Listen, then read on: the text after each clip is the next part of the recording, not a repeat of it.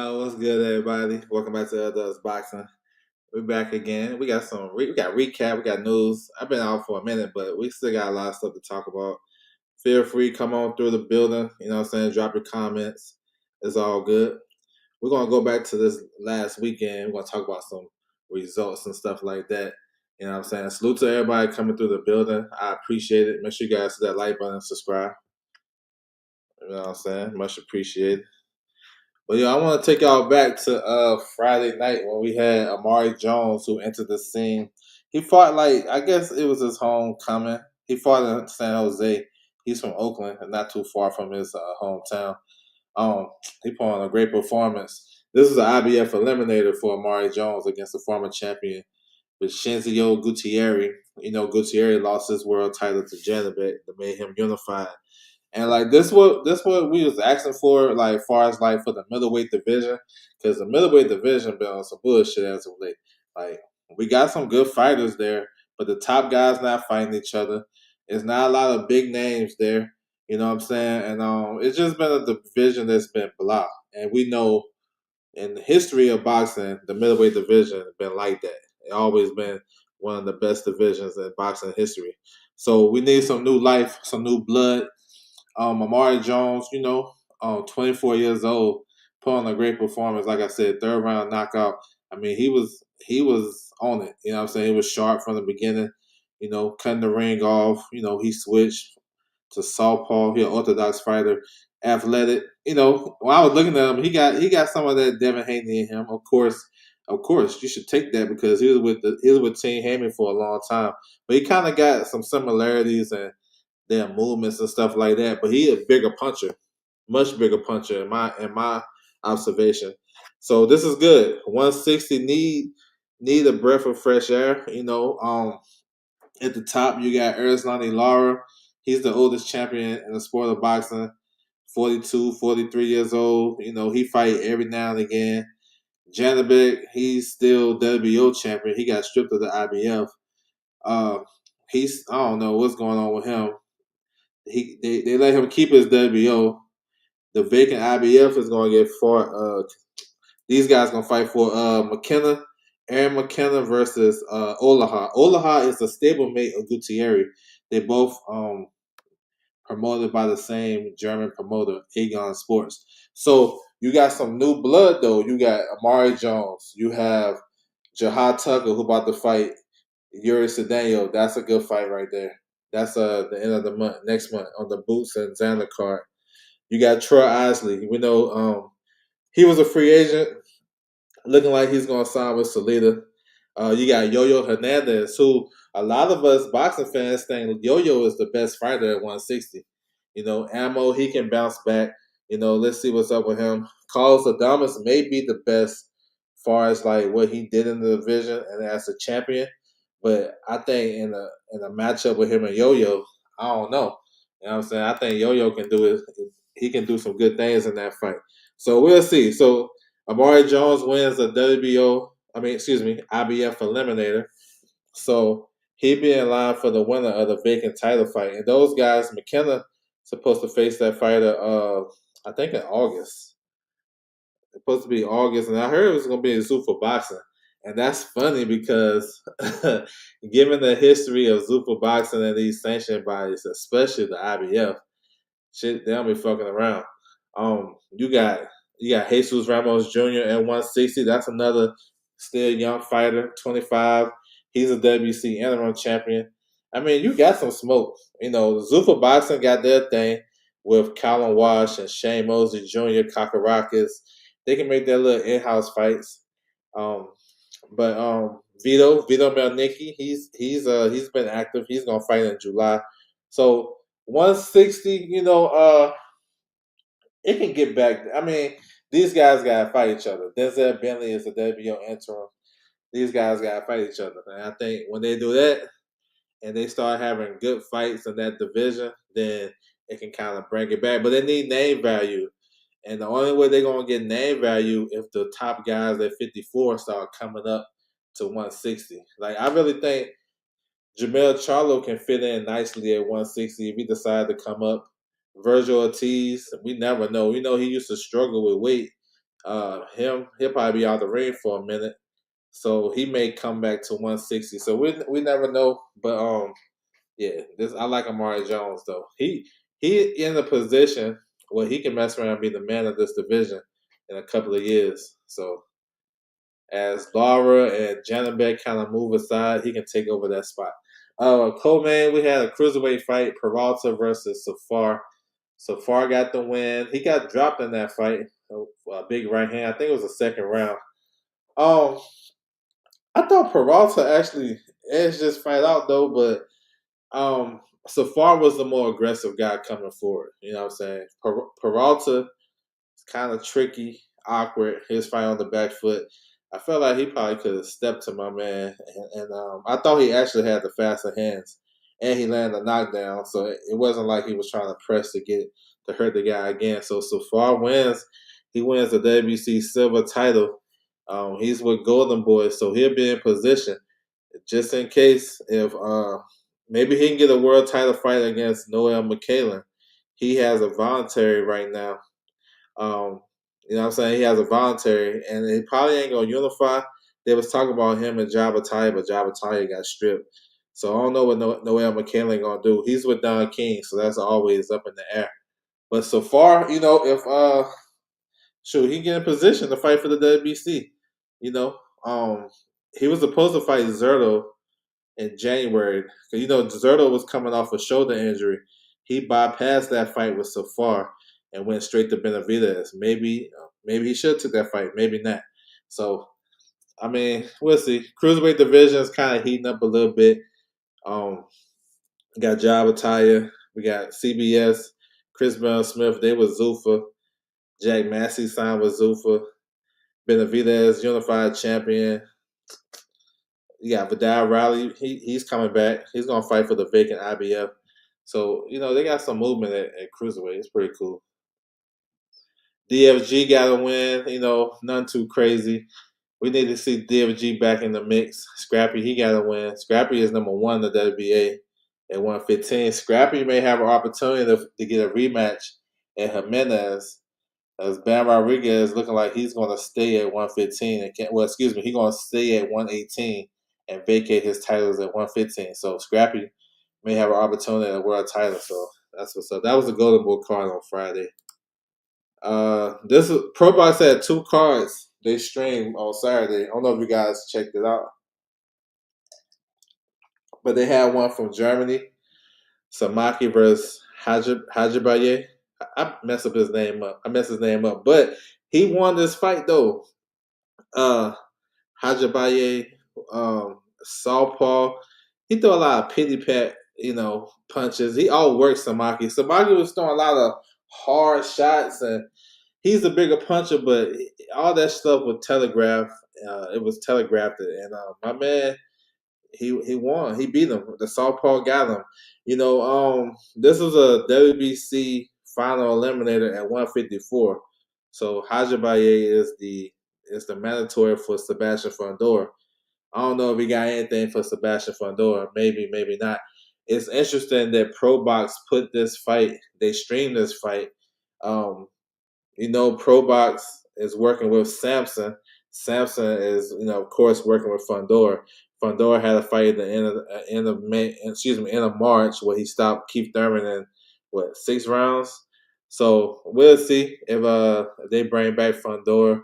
Let's talk about Fundora and Charlo, which I take that too. That's a good fight. So let's see. And then Luis Nunes, he's a good contender in the featherweight division. He stopped Perez. I think it was the second round.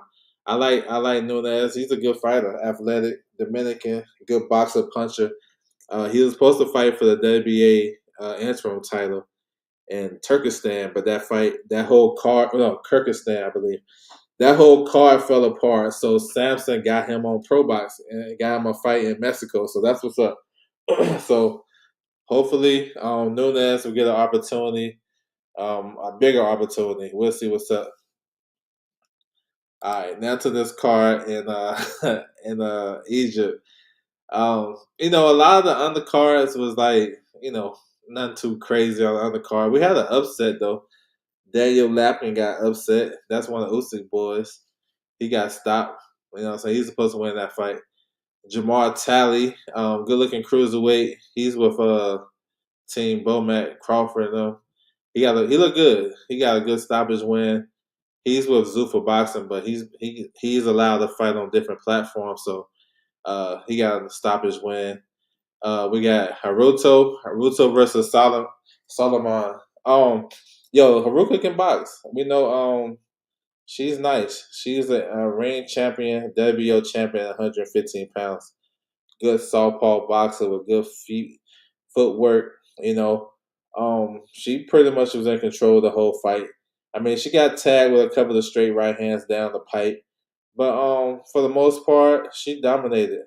So they got her. She was a Ring Magazine Women's Boxer of the Year. So let's see if she can start unifying 115. 115 is the best division in women's boxing. Got a lot of good women there. You got Jasmine Ortega, WBA champion. You got the IBF champion Ermin Garcia. You got Ruiz, who about to defend her title against Jenny. It's a lot of good fights at 115. And Sharetta Metcalf want to come back, want to come down. She can fit in. Yeah, her super fight though is Gabby Fundora. Gabby, she's undisputed at 112. And I think it haven't got loud enough because she's not in the algorithm like that. But a lot of people, should be kind of pushing Gabby up to 115. That's a division she can clean out and get credit for. She's talking about going down to 108 pounds. I know Gabby, when she weigh in, she come in about 110. You know what I'm saying? So she probably feel like she can make 108 pounds. There are some good fights at 108 too. But I think if she was in that algorithm like that, they'll push her to 115 because she's dominating her division. And she cleaned out her division at 112. There's really no use. You know what I'm saying? She can go up and fight Harioto. That'd be a good fight. You know what I'm saying? That can be for some pound for pound type of conversations because they highly regarded the Japanese fighter right here. They think she's nice. I think Fundora get her, you know what I'm saying, put them beats on her. This is my opinion because I don't think if you like 5'3", 5'4", you're gonna have a hard time messing with Gabby. You gotta be a little bit tall, a little bit taller, and have some pop on the end of your punches to be able to mess with Gabby. Because if she keep you at the end of her shots, it's gonna look like all her other fights. It's gonna look the same. You know what I'm saying? This is my opinion, but we'll see. Marla Prince, what's good? Salute to you, Marla Prince, coming to the building. JC, what's good, bro? Teaching the building, what's good? Excited weekend, yep. Frank Sanchez and Richard Torres. Yo, we got it wrong. Me personally, I can't speak on nobody else, but I was going off Frank Sanchez's knee injury. I didn't know he was gonna be back to full health. His fight in March got pushed back because of his knee. So I was thinking maybe Torres would be too agile for him and a little bit too aggressive for him. The first round, he was trying to throw that uppercut the whole round. Torres was doing what he do. But then that second round, Sanchez hit him with that uppercut. That was nasty. You know what I'm saying? Stopped him in the second round, become the IBF mandatory. That was, Sanchez needed that. You know what I'm saying? Got a lot of scrutiny from when he got stopped, by Jake Caballero. He ain't always had the best eye pleasing style, but now he's in the driver's seat. But he has to wait in line as the IBF mandatory because you got the WBC, then you have the WBO. No, not the WBA. I'm tripping. You got I think he's after. It's a WBC, WBA, and then the IBF for Usyk in that order. So by that time, the title might be vacant. He may fight for the vacant title, but that's a good win, a great win. He's back with Eddie Reynoso, and that's what's up. Eddie got one up on Bomac. That's what's up, yeah. You know what I'm saying? So we'll see if he can kind of stay active and get another fight in or just wait for his mandatory opportunity. I mean, perfect world, he'll get another fight in. just to stay active. You know what I'm saying? Not just sit on that mandatory like a lot of these guys do. He don't have no chin. He chinless. Damn. I knew this was 100% mismatch for Torres. Man, I thought Torres had an opportunity based on the injury though. That's me. But man, good shit for Sanchez. I never seen Frank in a bad fight, even the ones he lost. I seen him in what's one he had, man. That DeVeco fight? Was that a good fight? Joey DeVeco. You remember that fight? Then he beat him? He had some fights on PBC where he didn't like those fights didn't want all that. It's another one too that he had that didn't look all that. He had some fights that didn't look all that, you know what I'm saying? But Sanchez always been a good fighter though, you know what I'm saying? So that's good. He's in a good opportunity where he can definitely get a world title shot down the line. He need to use more tools, just jabbing his way in. Yeah, he probably should have waited, and yeah, he wasn't smart in there because Sanchez just went to the ropes and he was just waiting for that one shot. You know what I'm saying? He said Sky Alexander almost stopped Sanchez. Okay, yeah, I remember that shit. He said he's always been a concern. Yeah, Joe Love got him. Yeah, that would look crazy. Jack Catterall and Gilsoft. So speaking on people sitting on their mandatory, there's a prime example. Gilsoft was a WBA mandatory for forever. Took step aside money. He's not a big name, so Eddie really ain't pushed for him to get his opportunity. So here comes Jack Catterall. And Jack Catterall has the back in the Ring magazine now. I mean, he dominated the fight. He dropped him in the second round, right? First, straight right hand. And then, it's hard to beat Jack Catterall, though, to be honest. Salute to Barbosa. Barbosa was out. He kind of out tricked him. That's how you beat him. If he's going to play that waiting game, you just gotta be a little bit smarter than him, and then you can outbox him. But it don't make for pretty fights. But Jack Catterall, he gonna make you fight that slow pace. Then he gonna explode with his combinations, and he got solid power. You know what I'm saying? Good 1-2s down the pipe. He's a good fighter, tricky. He got surprisingly good pop. Um, but yeah, this was easy money for Jack. So Jack is the WBA regular champion. They done elevated Rolly and shit. Rolly got them Rolly privileges. Yeah, 1-2 all night. You on it. I knew Jack had this fight. Yeah, Jack, yeah, Barbosa born and a bum. So let me see. They elevated Rolly and they gave him 120 days to fight Jack Catterall. What's that, 4 months? We'll see. Jack Catterall said he can fight the beginning of the fall, so September. So we'll see. I don't know if Rolly gonna take that fight. That's a fight that Catterall definitely can win because I can see that fight being boring too. Somebody gonna have to make a move, and Catterall is one of those guys. He's gonna be patient all night. He's gonna make you make the first mistake if you don't have that ring IQ. Rolly, we seen him fight a boring fight with Ryan. They both was waiting on each other, so we'll see. But also, there's some other scenarios for Jack Catterall. Maybe the Devin Haney unification. They have to figure this shit out with Rolly first. If Rolly gonna fight him or he gonna vacate, we figure that out first. If he vacate, then they elevate Jack Catterall, right? He'd be the full WBA champion. Then Haney and Catterall can unify. The other scenario is if Lewis Crocker wins his keep his title, he gonna fight Leon Paro in June. I can see them doing a unification with Jack and Crocker. You know what I'm saying? It's another scenario for Rolly. Rolly, if Paro wins, I can see them doing a unification with Rolly and Paro. And I say that because Paro's fight with Crocker is supposed to get streamed on Amazon Prime. And why would they put that random ass title fight on Amazon Prime? Well, they got business at welterweight, and that's Rolly. And if you look at the poster, if you guys got your social media up or whatever, or you go to No Limit Boxing on any of their social media. If you look at that poster, they got PBC at the end, at the bottom of the poster, as one of the promoters. That's interesting. So maybe if Liam Paro wins, he gets the opportunity at Rolly. Maybe even Lewis Crocker. I'm not even sure. Rolly got special privileges, yo, with the WBA. They fucking with him, and he ain't fought in how long, and they elevated him. So let's see, let's see. Yeah, I talked about that. Yeah, Amari Jones is nice. I mean, he dominated. There's not much like I can criticize. I love his uppercut straight up the middle, athletic.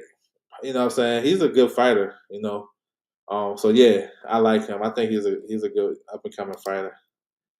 He disappointed me. Yeah, that in activity. He's been in the rankings ever since I know. I never know since he fought the Josh fight. It's supposed to be. It's with no limit promotions has been working with Prime. Actually, they put on more fights for PBC than PBC themselves. They got Tim Zoo, so and they've been putting on the fights for the Australian fights for on Amazon Prime. So yeah, just check that post out. Yeah, so that's just a little scenario. Probably nobody really talking about, but I throw that in there. Dude had Sam Altman in attendance. Okay, yeah, that's what's up. Who's Crocker with? Crocker's with Matchroom. Bruce Gas in the building was good. So Crocker and Calderon will be an easy in-house unification to make. Hamza Shiraz and Belgic, easy fight for Shiraz. This is probably one of the easiest world title fights that you can have in boxing because this Belgian guy, he what I'm saying, he wasn't that good. And Hamza did what he's supposed to do. So he's the new WBO champion.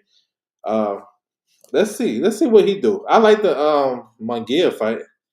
I like the Munguia unification. I think that makes sense for the Canelo and the Billy card. That's a super middleweight theme type of card. I like that because they trying to put Shiraz in position to fight Canelo. To Crawford fuck that up, but they still can get back in position. So I like the Munguia fight. I want to rule out Hamza Shiraz doing a UK fight. You know what I'm saying? I want to rule that out, trying to get a big name, or maybe yeah. I can see. I don't know. I can see him doing a UK fight first, but I feel like the Munguia unification is there. The only roadblock in that one is Beck the Bully is the mandatory for Jaime Munguia. And as you guys see, the WBA has been ordering fights. You know what I'm saying? They don't normally order no fights. So we'll see. But that was easy money for Shiraz. Man, fight Iglesias. Unify with Iglesias. I'll take that. Let's get it. Bring Iglesias over to the UK and try to get that belt off of him. You know what I'm saying? And become unified. And then you'll have more emphasis to get the Canelo fight. You know what I'm saying? All of that, right? Godson, all that shit.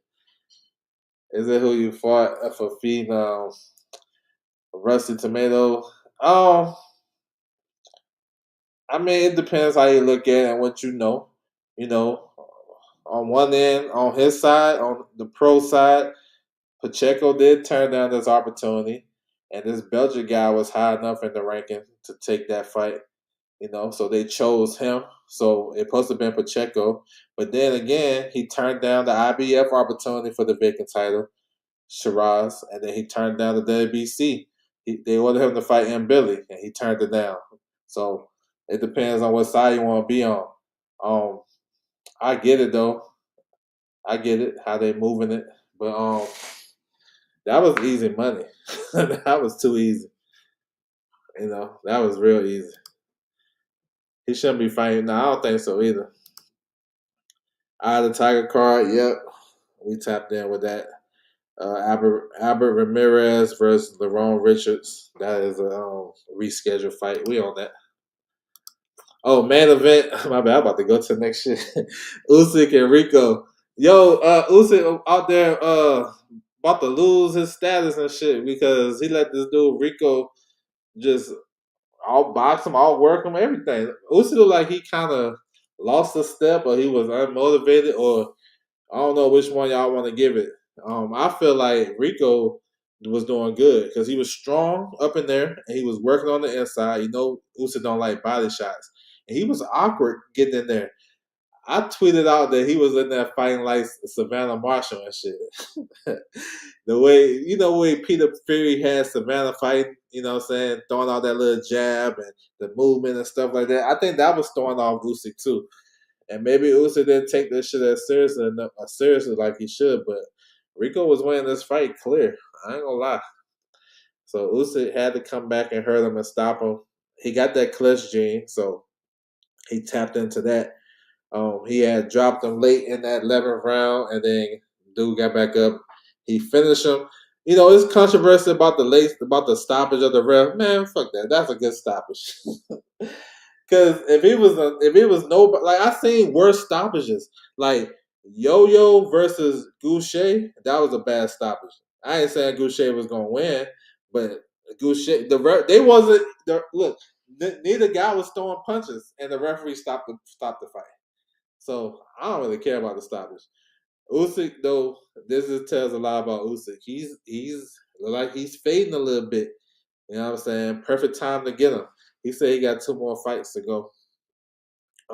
They're trying to push for a Jit Cabiel. The WBC is going to order that. Frank Warren wants to fight. Cabiel deserved his opportunity though, for sure. And that's a big fight in Germany. They talking about Germany or Turkey. That's a big fight though. I want to see it in Germany. I think because the way they came out for Cabiel in January against Damian Kimber, I think they'll do the same thing for Usyk. So let's see now. Now he looking like it looked like Usyk may be the underdog for like the first time in many years going to a Cabiel fight, based on how he did against Rico.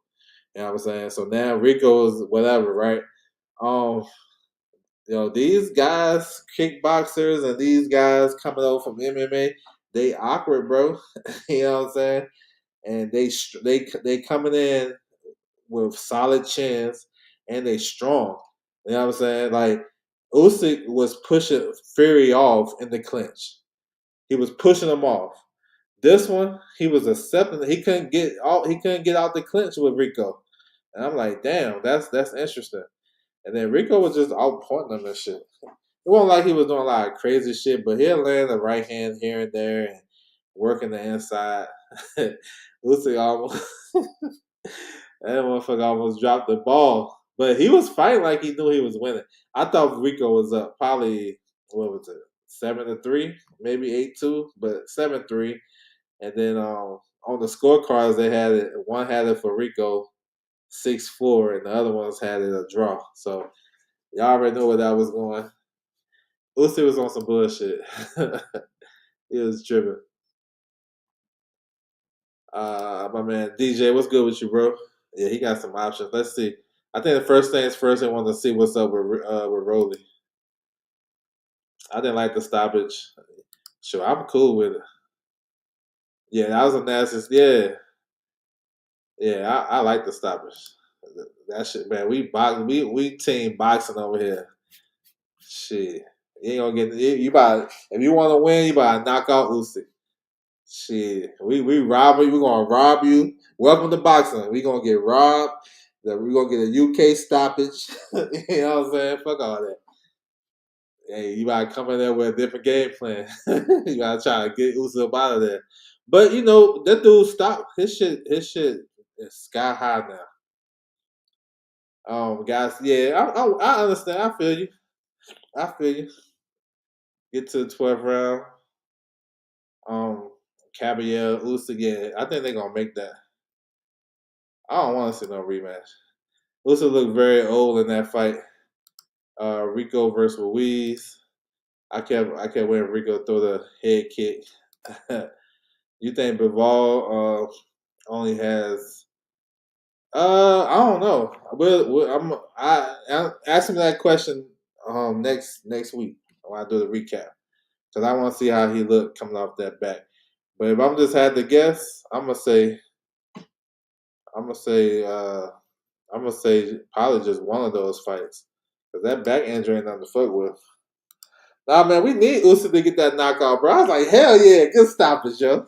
I just seen so many trash stoppages. Man, this ain't cracked the top 30 of them bitches.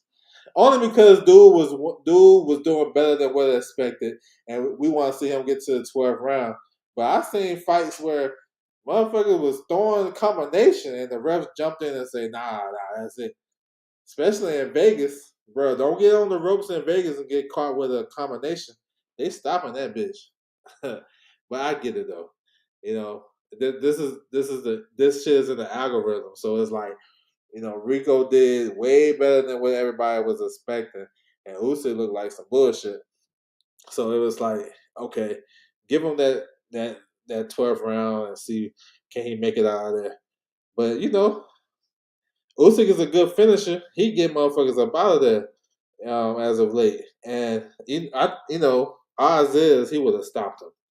But I guess we ain't trying to hear that shit because he was losing and we wanted to see. But then we seen those scorecards come out. Then shoot, Usyk would have been Usyk. All he had to do was stay on his feet. He would have won the fight because with that 10-8, what? Let's say they scored a 10-7. Oh, he was good based on those scorecards. He would have won by unanimous decision. All he had to do was stay on his feet. So I mean, yeah, I don't know. It is what it is. He looking like a world beater in there. Yeah, he looked good, big and strong too. The greatest kickboxer of all time. That's a dark skinned dude, ain't it? Ernesto Hoost. I feel Usyk would have knocked him out of the 12, but we never know. Now people can talk about Usyk.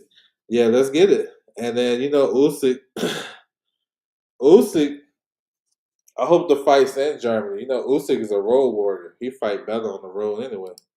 Howard Foster got a couple. Man, shit, a couple of. Man, he got a whole career highlight tape of that shit. Who you got Fury facing? He gonna do another tune up? Ah, shit. Uh, man, I don't know. Some 6'6" average ass fighter, I guess. I don't know. I ain't really interested in those tunes. I want to see those guys fight. To be honest, get it out the way. As part of hey, that shit gonna come out now. I mean, he had good punching power, and he was aiming for that shit. So we'll see. Do you see Ford Foster as a pick and fight? I think it's probably honestly, I think it's probably 60-40 for Foster. Let's see if Ford can make those adjustments. All right, so here's a couple of notes, different stuff. I was talking about the cruiserweight division earlier in the show. Here's an IBF eliminator for the number 2 spot. Damien, what's my man's name? Naika. Naika versus my son. Naika, he got stopped by Jabataya last year. It was a crazy knockout, but he's back. My son, he's kind of like a fringe contender. The winner of this fight will fight Vidal Riley for the vacant IBF title. Vidal Riley is the mandatory after being Massenet in a good boxing, display. He's supposed to come back I think he's with MP Misfits. He's with Misfits. So they're doing another pro event. He fought on the undercard of Wilder and Shazor. So he's gonna have another fight. I want to say September. I heard. So the winner of this gonna face Vidal Riley. So that's what's up. This is Jai Bataya's vacant title that they stripped him of. They stripped Jai twice of this belt. That's crazy. Santorio Jr. getting slept broke my heart. Yeah, he ducking down. He can't see that. He been making those mistakes his whole career. What's going on with Rolly? Retired? Just Rolly. I don't know because I don't listen to his interviews. Obviously this is my philosophy. This is what I think gonna happen if Liam Paro wins the IBF title on June 24th against Lewis Crocker. he's going to unify with Rolly Romero. That's my take on that. PBC requested for Rolly to get elevated. That way he can fight for a unification. Because you're not supposed to be super champion unless you fight for a unification. So something gonna work out where if Paro wins, I'm saying Paro. The reason why I say Paro is because Paro is with No Limit Promotions. No Limit Promotions working with PBC. They got Tim Zoo. They just made Tim Zoo and Earl Spence, and basically they've been putting on events for Amazon Prime. And if you look at the poster of Crocker versus Paro, you got PBC at the bottom of it. So this is me giving it to you. This is what I'm thinking. I kind of think out the box. I don't think Rolly retired. He did. These guys was turning him down. No matter how y'all like it, Haney turned him down.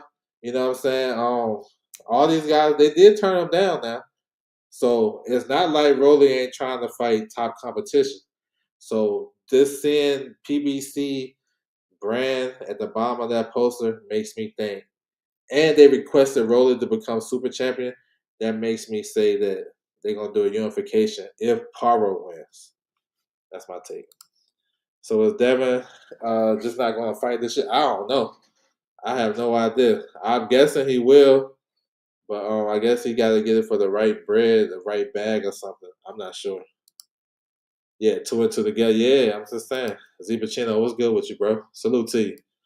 I don't know what Handy gonna do, but he did turn down the Rolly fight. Whether you agree with him or not, he turned it down. He did. Yo, they announced this fight over the weekend, which I think this is a good one.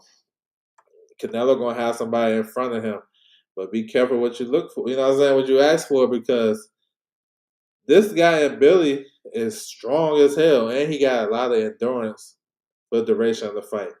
Stylistically, it should fit Canelo's, the way he liked to fight. He liked the guy right in front of him, so he can use his counter punching ability. But you never know. Canelo he's kind of past it a little bit too. It'd be crazy as hell if Billy come out there and start boxing and shit. That should be funny as hell. And Billy, the first 2 rounds, start boxing. But nah, he coming straight for it. I'm just joking. So this going down September the 12th in Saudi. They're supposed to do Mexico versus the world. So I'm interested to see how they're going to mix and match this undercard. I already said I want to see Munguia versus Shiraz on this card. I heard that Espinoza gonna fight on this card. Pitbull Cruz, he just linked up with Espinoza, so maybe he get on this card. So let's see. Maybe Figueroa get on this card. I know Turkey said he want to see Figgy on that card after he slept Nick Ball. So we'll see. We'll see. But this should be fun though. Canelo versus and Billy for the WBC. That should be fun though. Yo, they got Ugas fighting in Mexico and shit. With the PBC logo on there. Rolling ain't never ducked no smoke. Catterall, the Reggie, he's the mandatory for Rolly. So I don't know. I think they're gonna press Rolly to see if they can get that fight as soon as possible. And if they don't get that fight, then if Rolly gets stripped, then Catterall, then he'll have more options. He can go fight Haney. He can go unify. If Crocker win, I can see him trying to go unify with him. So he'll have some options. Maybe even get Teofimo up there coming to 147. You think Nello going to have a hell of a performance? Maybe he might. You know what I'm saying? He might. I mean, he got a style that's going to be right there. So let's see. Is Espinoza fight? I don't think so.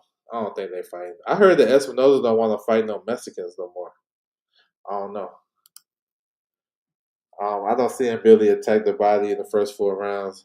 I'm trying to fight off. But Babisa return next week. Yeah. He fighting at Uzbekistan. Brick Squad, what's good with you, bro? You was worried about me. What happened? What you worried for? What's good? What happened, bro? You was worried about me? Why? What's up? Yo, they got Ugas fighting in Mexico. I ain't seen Ugas fight since when? Was it Barrios? It's been a minute. man, they tripping with this poster. You know what I'm saying? Ugas ain't had hair since like 2018 and shit. But let's see what he has left. Looking like he's gonna fight at 154. So if he can look good, get in the mix, former world champion, we'll see. Pro Box announced another card July 18th. They back in Southern California.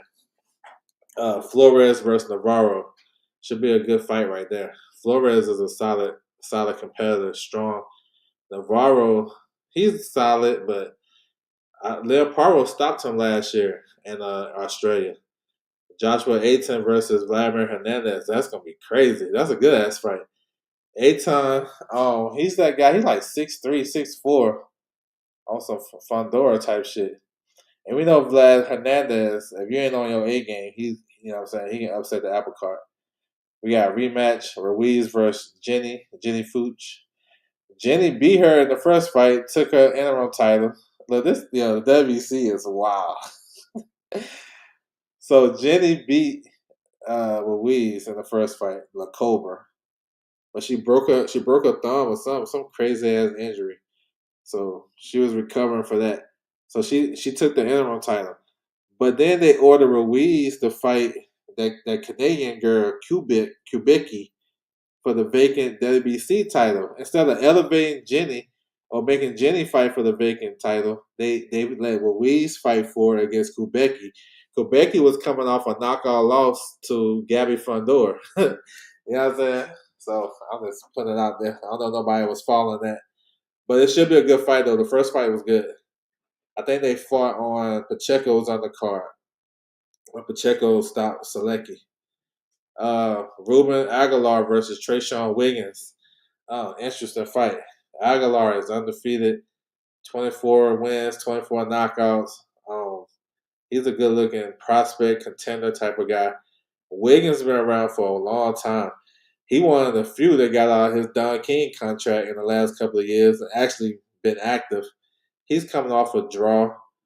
He's a southpaw. He kind of fight like if you ain't seen him, kind of fight like Jameer Herring a little bit. They remind me of each other. So this is July 18th, Southern California, San Bernardino. Same place where Les Martinez had his fight. Uh, he said since Barrios. They ain't truth to man. I hope so. I don't know if it's I don't know, but I take it. You know what I'm saying? I take that shit. I know. Yeah, man. Maybe he meant he was worried about he haven't. I haven't been on YouTube for a minute, a couple of weeks. But shit, if you worry about me, tap in. Shit, leave me a comment. I ain't seen nobody leave no comment on none of my videos. Like, bro, you okay? Nah, none of that shit. But I appreciate it anyway. Oh, guys, I thought Barrios retired. Yeah, I thought so too. Aguilar, yeah. Now I'm telling you, he gonna put a lot of pressure on Wiggins. So I like it. I like Pro Box though. They got some more guys on the card too. Look at Lomachenko. I ain't had opportunity to talk about this though, but Loma came out of retirement. He said he wanted the big fights, and the WBO is backing him 100%. They talking about if he want to fight Navarrete, he can use his championship status to come out, super champion status, and come out and get that Navarrete fight at 130. I wouldn't mind the shit. I don't care. Either way, um, Navarrete, he's unified right now. You know, he may need this big name to solidify his status. You know what I'm saying? So I'll take it. You know, of course, I'd rather see the winner of Foster and Ford get Navarrete to get 3-belt unification, or even Kakashi. I'd rather see that. But you know, Lomachenko got name value, and he want to fight the top guys. I know everybody was talking about him and Tank. Maybe him and Tank still can fight though. I'm cool with that too. But yeah, we'll see with Lomachenko. You know, he came out of retirement. He said all these guys getting that bag. He was like, nah, let me go ahead and cash out too. This is MF Pro Misfits. So this is their first card in the US. You know, they did the Wilder card. So they got H2O versus Jojo Diaz. Jojo keep getting opportunities. He's coming off a loss. Jojo just can't get right. Somebody gotta look. JoJo gonna keep getting fights until somebody, you know what I'm saying, put him out of his misery. He gonna keep getting fights. But let's see. Let's see if we can pressure H2O. H2O haven't been the most active fighter. Ashton Siv, he haven't been the most active fighter since he got knocked out by Lucas Body. But he's gonna headline in his hometown, Long Beach. JoJo from that area too, so it should be cool. Johan Ingram is back. You know, um, he got a lot of his clout from dropping Rolly and sparring. So he ain't really did too much in the pros, but he's been rocking with Misfits for a while. And then David Lopez, I like him. He was with Overtime. Overtime disbanded, so we got David Lopez. I think he works with Lou DiBella too, but he's on the card. So it should be fun. It's gonna be on the zone. Yeah, it should be good. Nice little solid card they got out here. Yo, here's that Liam Paro Lewis Crocker card right here. Not too crazy. Um, I expect this, like I mentioned earlier, I expect this card to be on Amazon Prime over here. And I think they're gonna work towards Liam Paro. If he wins, I can see this now. I'm just telling y'all right now. I'm gonna throw it out there. If Liam Paro, I'm gonna say it again. If Liam Paro wins, I think he's gonna fight Rolly unified. But we'll see. Lewis Crocker wins. Maybe he take that. Maybe he'll go do something else, get a bigger name. But we'll see. But that should be a fun fight. This fight got postponed uh, because I think Lewis Crocker came there with an injury, so they're gonna do it June 24th. So we'll see. MVP, they stay announcing women's cards. Here's another one. June 13th. So you got O'Shea Jones running back. Her opponent, she just fought Kazazena. I forgot her name. That should be a good fight. She almost lost that fight though. But they announced they got Tierra Browns on the card making a title defense. You have Ortega fights at 115. You got Liana Cruz. She's coming off an ACL injury. She's the mandatory for Ortega. So they're building up for that fight. Bermudez is defending her unified titles at 108. She's another good fighter. So, yeah. Brittany Sims, I like her. She's been on a nice road as of late. So, yeah, I like this. MVP, they got the women's boxing game on lock. Yeah, look at Turkey. Come on, Turkey. Yo, make the fight, yo. Don't tease me with it. I don't know about Undisputed. You can take that down. But make the fight. Obitaya and Benavidez. Um, Benavidez coming off that great performance over Zerto, of course. Unified champion. They strip Obitaya, but he's a ring champion.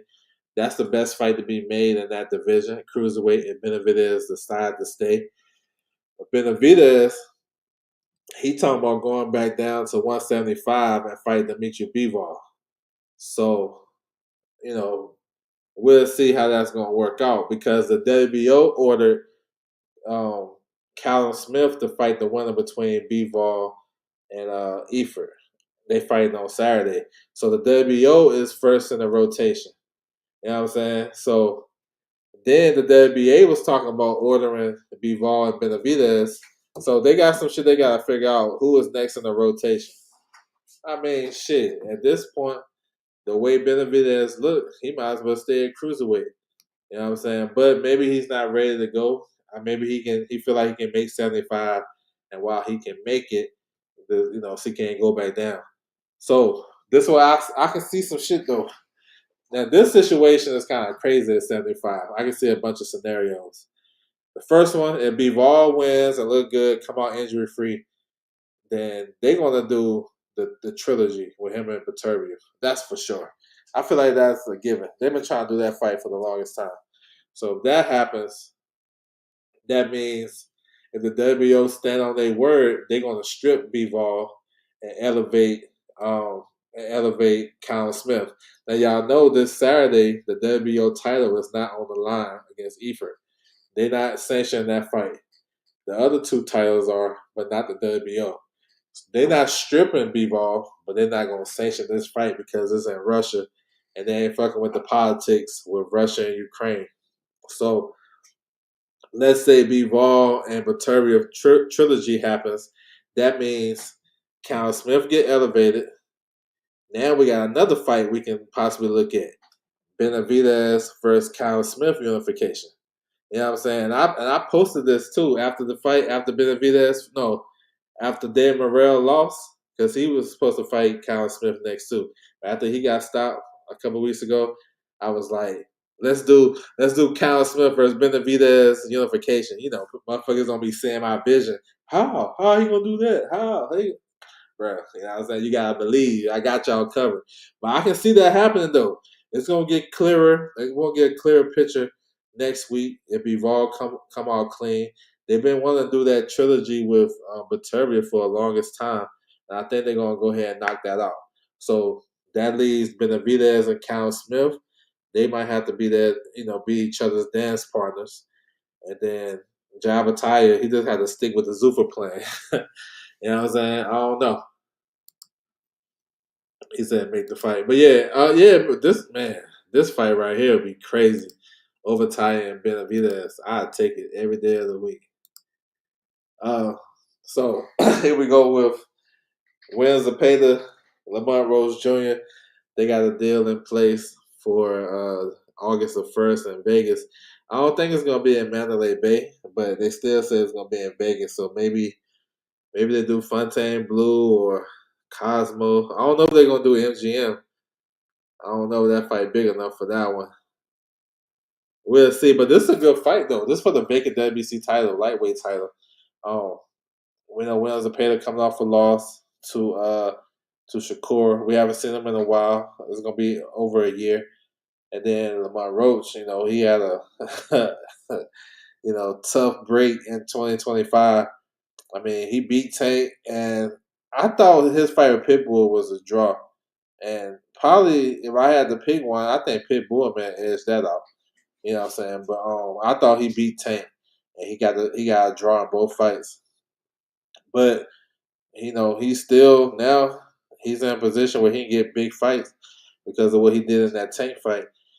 And this is a good one. This is a tricky fight for him though, because Zepeda got a high work rate. Let's see if he's still gonna throw all those punches like he normally do. His work rate got cut in half against Shakur, but and it make it cut in half in this fight too because Lamont Roach is a power counterpuncher. You know what I'm saying?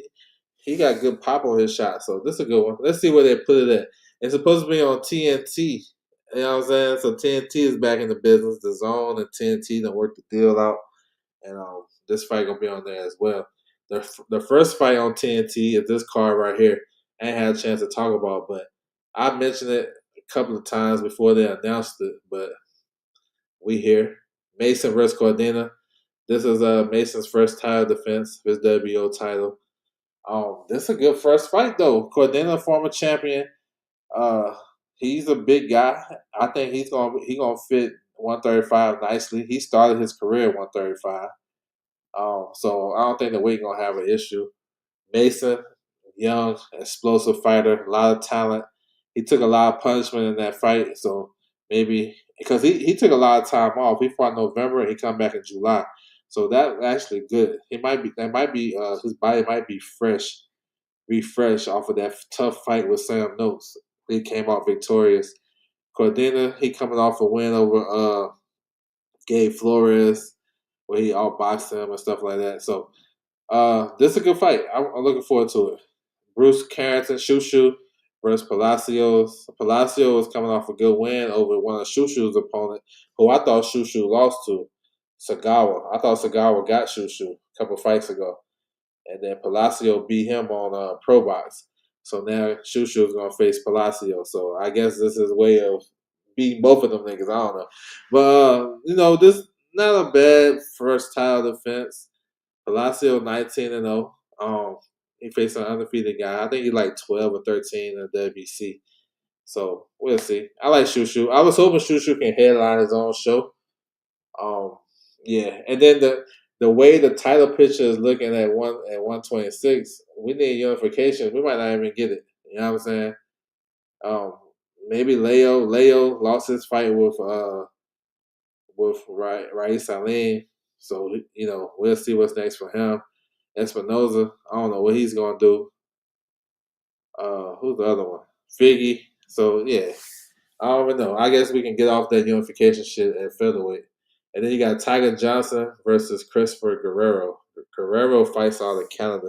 He's with Eye of the Tiger and Billy and them. He was with and Billy Iglesias, all those guys. Arsenal Bet.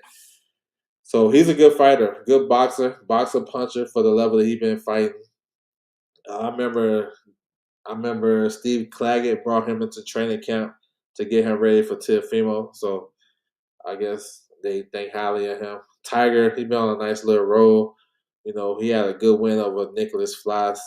He been looking real good at 47. I ain't gonna lie. So this is a good fight. Two undefeated younger guys in the division. You know, Tiger trying to get his foot in that top 10, top 5. You know, in the division at welterweight, where it's kind of sort of wide open. Some big opportunities there. So he trying to put his name in the mix. Excuse me. This is a good fight. Solid card. You got the Mason brothers on the undercard. You know, so if you notice, Top Rank, they're not doing these long ass cards like they was doing in, on ESPN. They had like 11, 12 fights. They probably giving you about 6 fights and that's it. Because if you see the Keyshawn card, they only had like 6 fights on that card. You know what I'm saying? Well, I'm looking forward to this. This is July 4th. This is going to be on TNT in Cleveland. It's a homecoming fight for Abdullah Mason. It should be good. Hopefully they come out for him. I think they will too. You think Davis is good? That's my next one too, bro. Appreciate it. There you go. We're gonna talk about it. If it happens, I'm gonna come back to you. I'm gonna talk on it. Would be perfect world Conway to return. Man, I don't know what he's doing. But Conway doesn't want to fight anyone. Like heavyweights on fire right now. I don't know what he's doing.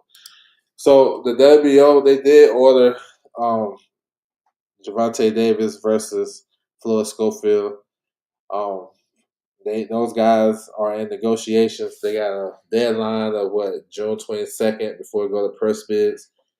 Do I think it happens? I ain't gonna lie. I don't know. Like Tank is too unpredictable for me to be predicting shit, and you can't go to his supporters and ask them because they don't know. um, I mean, they ordered the fight. I don't think they ordered anything for Tank without Tank and PBC's authorizations. You know what I'm saying? I'm just gonna say that. We know Tank been training. Is out there. Tank has been in the gym. You know, and I think if they fight, I'm with it. I think it should happen at this point. He's a mandatory if that's what they want to live by.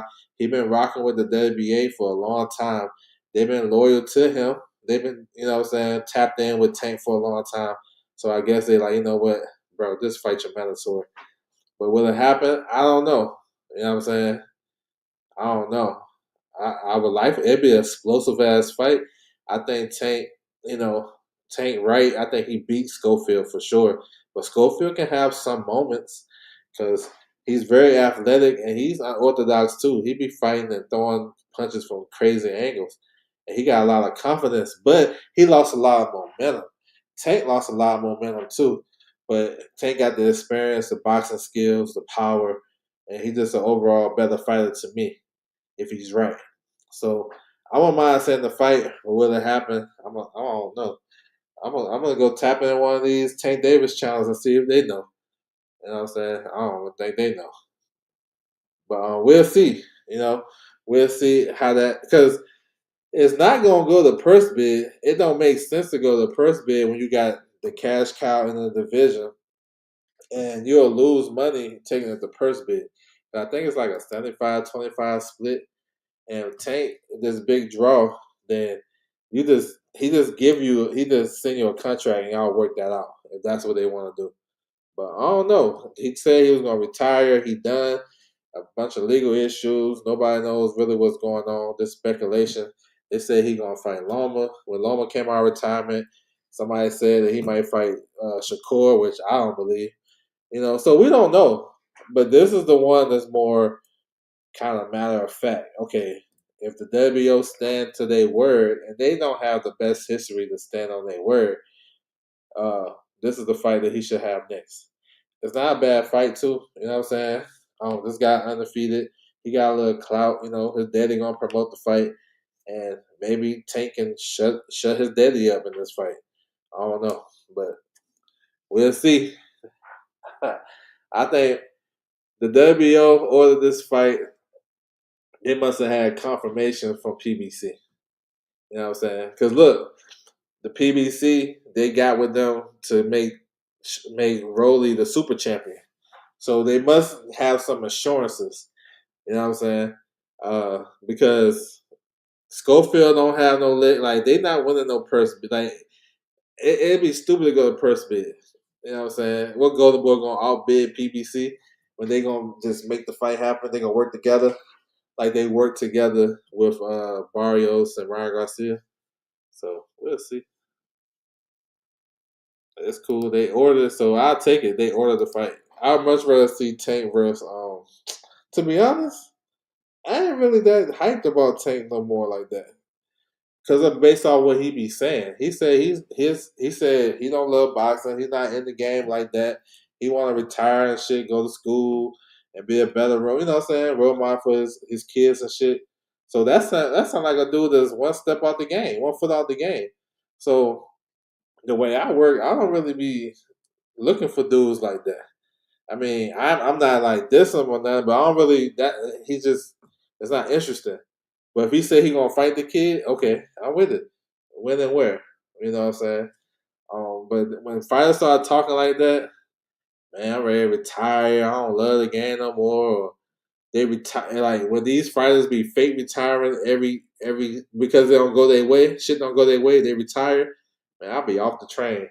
Like that Keyshawn shit, I like Keyshawn as a fighter, but I'm like shit, he gonna retire. We ain't gonna have another nervous breakdown. I'm just saying, not fucking with his situation, but as a fan, we want to support our teams, our fighters, whoever that's reliable.